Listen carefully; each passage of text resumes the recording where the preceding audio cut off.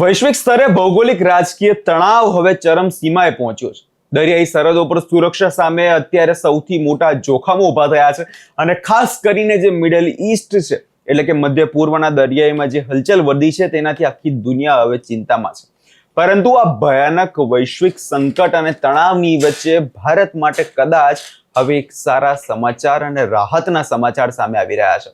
શું છે સમગ્ર મામલો અને અમે આવું કેમ કરી રહ્યા છે તેની વાત કરશું આ વિડીયોમાં. નમસ્કાર, હું છું પ્રથમ મોદી, આપ જોઈ રહ્યા છો નિર્ભય ન્યૂઝ. ગુજરાતના કંડલા સ્થિત દીનદયાલ પોર્ટ પર દુનિયાનું સૌથી ખતરનાક અને વ્યાપારી દ્રષ્ટિએ સૌથી મહત્વપૂર્ણ ગણાતા એવા જળમાર્ગ એવા સ્ટેટ ઓફ હોર્મુઝ પરથી સુરક્ષિત રીતે પસાર થઈને એક એલપીજી ટેન્કર ગુજરાતના આંગણે આવી પહોંચ્યું છે. આ જહાજ ભારત માટે કરોડો પરિવારોના રસોડા માટે હજારો ટન રાંધણ ગેસ લઈને આવી રહ્યું છે. તે સુરક્ષિત રીતે ભારત પાસે હવે પહોંચી ચૂક્યું છે. હવે તમને પ્રશ્ન એ થશે કે આખો મામલો શું છે અને આ જહાજનું ભારત પહોંચવું અત્યારે આટલો ચર્ચાનો વિષય કેમ છે? તો વિગતવાર સમજીએ તો ગુજરાતના કંડલા પોર્ટ પર પહોંચેલા આ એલપીજી ટેન્કરનું નામ સિમી. આ કોઈ સામાન્ય જહાજ નથી, પણ આ સિમી નામનું એલપીજી ટેન્કર પોતાના જે છે 20,000 મેટ્રિક ટન રાંધણ ગેસ લઈને આવી પહોંચ્યું છે.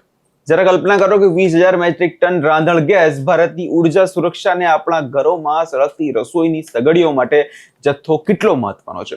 એક તરફ અત્યારે સમગ્ર વિશ્વમાં જે આ પરિસ્થિતિ સર્જાઈ છે તેને કારણે અત્યારે લોકો પાસે ગેસ નથી, ઈંધણ નથી અને તેવામાં હવે આજે આટલા મુશ્કેલ રૂટમાંથી પસાર થઈને જહાજ અત્યારે ભારત આવી પહોંચ્યું છે તેનાથી હવે ઘણા સારા સંકેતો પણ મળી રહ્યા છે. કેમ કે આની પહેલાના આપણે બે જહાજો જોઈએ તો જે બે જહાજો જે ભારત આવી રહ્યા હતા એ ક્યાંક ને ક્યાંક ત્યાં ડૂબી ચૂક્યા હતા અને એવામાં હવે આ જે જહાજ હવે ભારત આવી પહોંચ્યું છે તેનાથી અત્યારે ઘણા બધા લોકોએ રાહતના શ્વાસ લીધા છે. આ જહાજ પર 21 વિદેશી ક્રૂ મેમ્બર સવાર હતા જેમનો જીવ પણ હવે જોખમમાં હતો.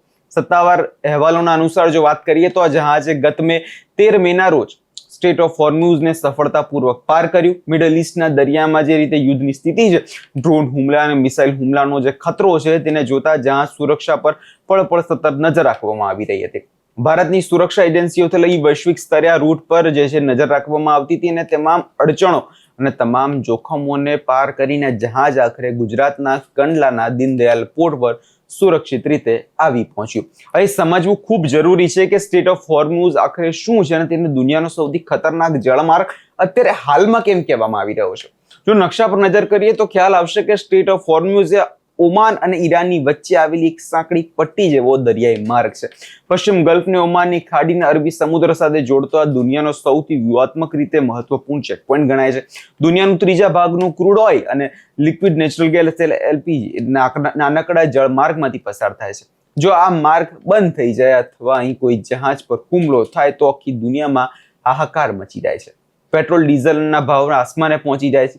હાલમાં મિડલ ઈસ્ટમાં ચાલી રહેલા જે ભૌગોલિક અને રાજકીય તણાવના કારણે વિસ્તારમાં જોવા જઈએ તો અત્યારે તણાવ ખૂબ જ વધી ગયો છે. કોઈ પણ ક્ષણ અહીં જહાજોને નિશાન બનાવવામાં આવે છે, હાઈજેક કરવામાં આવે છે. આવા ભયાનક માહોલ વચ્ચે 20,000 મેટ્રિક ટન ગેસ ભરેલું ભારતીય હિતોનું જહાજ સહી સલામત બહાર નીકળી જાય તે ભારતની કૂટનીતિ અને દરિયાઈ ક્ષેત્રે વધતી તાકાત બહુ મોટી સાબિત કરે છે. સૌ પહેલા એ જ્યારે જહાજ આવ્યું તે દ્રશ્યો પર એકવાર નજર કરીએ.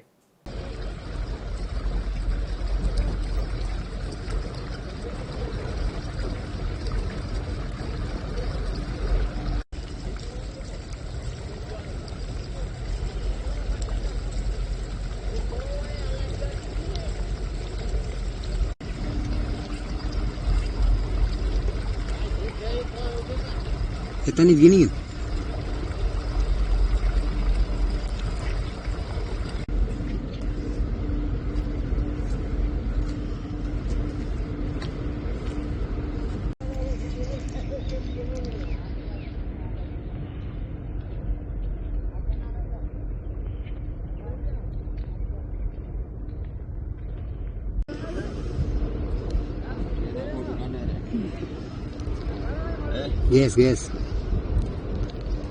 ગેસ તો આવ્યો ને ભાઈ જહાજ.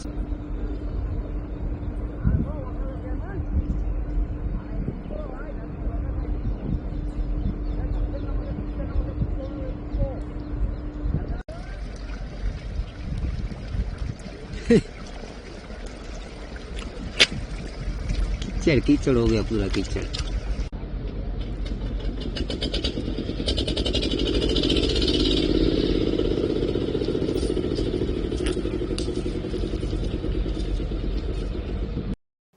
વાત માત્ર એક સીમી જહાજ પૂરતી સીમિત નથી. ભારતે આ ખતરનાક રૂટ પર પોતાની પકડ જોવા જઈએ તો મજબૂત કરી લીધી છે.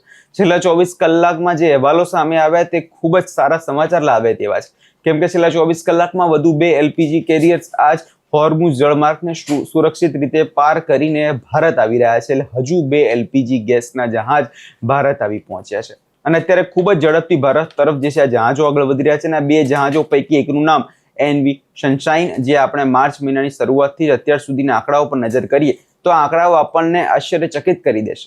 માર્ચ મહિનાની શરૂઆતની કે અત્યાર સુધીમાં ભારત આવતા કુલ 13 જહાજોને અત્યંત સંવેદનશીલ રૂટ પરથી સેફ પેસેજ એટલે કે સુરક્ષિત રસ્તો મળ્યો છે. આ 13 જહાજોમાં 12 મોટા LPG ગેસના ટેન્કર છે અને એક ક્રૂડ ઓઇલનો ટેન્કરનો સમાવેશ થાય છે. જ્યાં દુનિયાના અન્ય દેશો પોતાના જહાજોને મોકલતા ડરી રહ્યા છે, વીમા કંપનીઓ દરિયાઈ નૂરના ભાડાને વીમા પ્રીમિયમ આસમાને પહોંચાડી દીધા છે, ત્યાં ભારતના સપ્લાય ચેન પર કોઈ આંચ નથી આવી. માર્ચ મહિનાના શરૂઆતની અત્યાર સુધીમાં 13 ટેન્કર હોર્મુઝની જે છે એ રસ્તેથી બહાર નીકળ્યા છે અને હવે બીજા અન્ય જહાજો જે બહાર આવી રહ્યા છે તેનાથી આગામી દિવસોમાં ભારત માટે જોવા જઈએ તો ખૂબ જ સારા સમાચાર સામે આવતા હોય તેવું લાગે છે. કેમ કે જે પ્રકારે અત્યારે નરેન્દ્ર મોદી દ્વારા પણ જે વાત કરવામાં આવી છે, પેટ્રોલ ડીઝલને લઈને વાત કરવામાં આવી છે કે વપરાશ ઓછો કરવાનો છે, ગોલ્ડ નથી ખરીદવાનું, અને તેવામાં જે હવે થોડા સારા સમાચાર જે સામે આવી રહ્યા છે તેનાથી આગળના દિવસોનું રાજકારણ બદલાય તેવું પણ લાગે છે. આ વિષયમાં તમારો શું અભિપ્રાય છે અમને કમેન્ટ કરી ચોક્કસથી જણાવજો. અમારી ચેનલ નિર્ભય ન્યૂઝને લાઇક, શેર અને સબસ્ક્રાઇબ કરવાનું ભૂલશો નહીં.